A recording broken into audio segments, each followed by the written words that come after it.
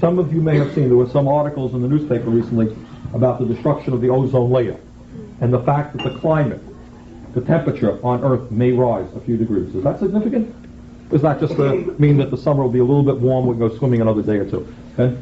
Well, it's not, it doesn't seem significant, but if it gets like hardly any warmer, the polar ice caps could melt and like flood the oceans. Precisely. And flood us. The point being that if you don't think that raising temperature a few degrees is an enormous consequence, you're very wrong. Because it doesn't mean just that, oh boy, I can go swimming a few more days. It means that the type of rays that come down from the sun will make us vulnerable to disease.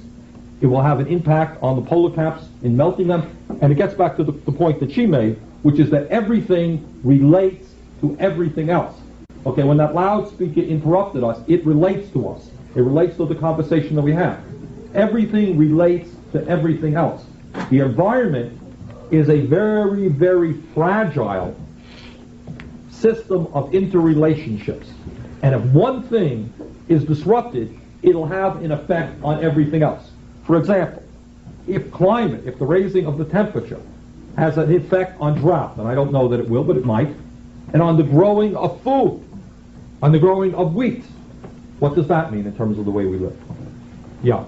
Well, if the wheat is destroyed, then we're going to lose a lot of the food that we eat. Right, exactly. And if pollution has an effect on water, what does it obviously mean? Yep. That like we're going to dehydrate. Well, obviously you can't live without fresh water. And as you know, in many areas of the country now we live right here on the lake, and we have a problem I'll talk about in a second. But in many areas of the country now, water, we take water for granted. It's not a big deal. But in many areas of the country, the availability of fresh drinking water is a major, major problem, and it is getting worse.